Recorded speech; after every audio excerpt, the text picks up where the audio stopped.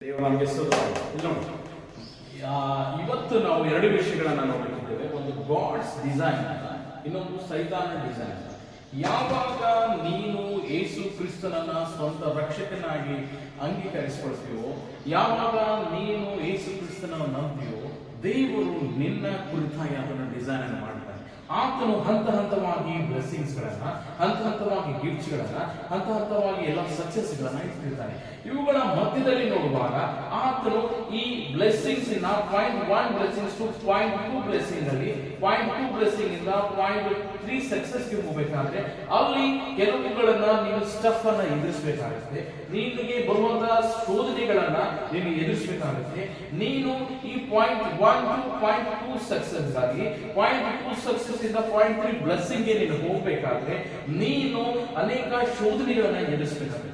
ಒಂದು ವೇಳೆ ನೀನು ಈ .1 ಅಲ್ಲಿ ಬರ್ತಕ್ಕಂತಹ ಶೋಧನೆಯನ್ನ ನೀನು ಎದುರಿಸಿದಾಗ ನೀನೇನಾಗ್ತೀಯ, .2 ಗಿಫ್ಟ್ಸ್ ಅನ್ನು ಸಿಗುತ್ತೆ. ನಿಮಗೆ .2 ಗಿಫ್ಟ್ಸ್ ಅನ್ನ ಅದಾದ್ಮೇಲೆ ನೀನು .3 ಗೆ ನೀನು ಇದಕ್ಕಾಗಿ ನೀನು ಮಾಡಬೇಕಾಗಿರ್ತಕ್ಕಂಥ ಹೋರಾಟವನ್ನ, ನಿನ್ನ ಪ್ರಾರ್ಥನೆಯ ಜೀವಿತವನ್ನ ಕಾನ್ಸ್ಟೆಂಟ್ ಆಗಿದ್ದಲ್ಲಿ, ಒಂದು ವೇಳೆ ನಿನಗೆ ಬರುವಂತಹ ಟೆಂಪ್ಟೇಷನ್ ಅಲ್ಲಿ ನೀನು ಬಿದ್ದಾಗ, ಇಲ್ಲಿ ಅದೇ ರೀತಿಯಲ್ಲಿ ಇಲ್ಲಿ ನೋಡುವಾಗ ಸೈತಾನನು ಸಹ, ಆತನು ಸಹ ನಿನಗಾಗಿ ಒಂದು ಚಾರ್ಟ್ ರೆಡಿ ಮಾಡಿರ್ತಾನೆ.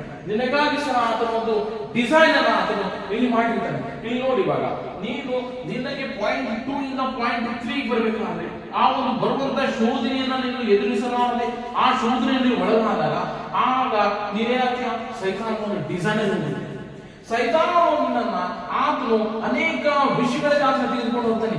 ಆಶೆಯಾಗಲಿ, ಆತನು ಅನೇಕ ಒಂದು ಹಣದ ವಿಷಯವಾಗಲಿ, ಹೆಂಡತಿ ವಿಷಯ ಆಗಲಿ, ಗಂಡನ ವಿಷಯ ಆಗಲಿ, ಜಾತಕವಾಗಲಿ, ಆಮೇಲೆ ಕಾಮ ಆಗಲಿ, ಲೋಭ ಆಗಲಿ, ಲೋಕದ ಆಶೆ ಆಗಲಿ, ಬಂಗಾರ ಬೆಳ್ಳಿ ಅನ್ನೋದ ಅನೇಕ ವಿಷಯಗಳಲ್ಲಿ ಆತನೆಯನ್ನು ಕರೆದುಕೊಂಡು ಹೋಗ್ತಾನೆ.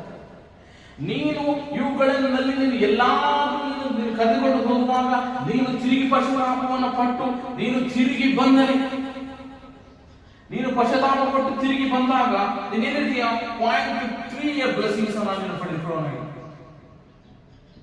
ನೀನು ನಿನ್ನ ಪ್ರಾರ್ಥನೆಯನ್ನು ತಿರುಗಿ ಪ್ರಾರಂಭ ಮಾಡಿ ನೀನು ತಿರುಗಿ ಆತನ ಸನ್ನಿಧಾನದಲ್ಲಿ ಸಮಯ ಕಳೆಯುವಾಗ, ನಿನ್ನ ಪಾಪದ ಕುರಿತಾಗಿ ನೀನು ಪಶ್ಚಾತ್ತಾಪವನ್ನು ಪಟ್ಟು ನೀನು ಬರುವಾಗ ನೀನು .3 ಅಲ್ಲಿ ಬಂದಾಗ .3 ನ ಒಂದು ಗಿಫ್ಟ್ಸ್ ಅನ್ನ, ಸಕ್ಸಸ್ ಅನ್ನ ನೀನು ತಿಳ್ಕೊಂಡಾಗ ಮತ್ತೆ ಏನಾಗುತ್ತೆ, .4 ನೀನು ರೀಚ್ ಆಗ್ತದೆ.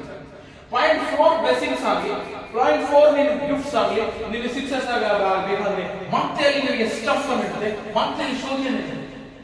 ಹೀಗಾಗಿ ದೇವರು ನಿನ್ನ ಕುರಿತಾಗಿ ಆತನು ಆಲ್ರೆಡಿ ಡಿಸೈನ್ ಅನ್ನು ಮಾಡಿದ್ದಾನೆ.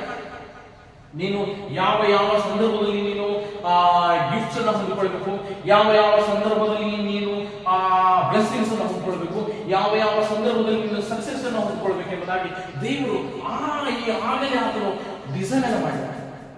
ಈ ಡಿಸೈನ್ ಅನ್ನು ಎದುರಿಸಬೇಕಾದ್ರೆ ನೀನು ಪ್ರತಿ ಸ್ಟೆಪ್ಸ್ ನಲ್ಲೂ, ಪ್ರತಿ ದಿನದಲ್ಲೂ, ಪ್ರತಿ ಕ್ಷಣದಲ್ಲೂ ನೀನು ಕೇರ್ಫುಲ್ ಆಗಿರಬೇಕಾದ್ರೆ, ಒಂದು ವೇಳೆ ನೀನು ಆ ಒಂದು ಟೆಂಪ್ಟೇಷನ್ ಬಿದ್ದು ಸೈತಾನನ ಡಿಸೈನ್ ನಲ್ಲಿ ನೀನು ಒಂದ್ ವೇಳೆ ಎಂಟರ್ ಆದ್ರೆ ನಿನಗೆ ಆತನು ಅನೇಕ ವಿಷಯಗಳಿಗೆ ಆತನನ್ನ ಕರೆದುಕೊಂಡು ಹೋಗಿದ್ದಾನೆ.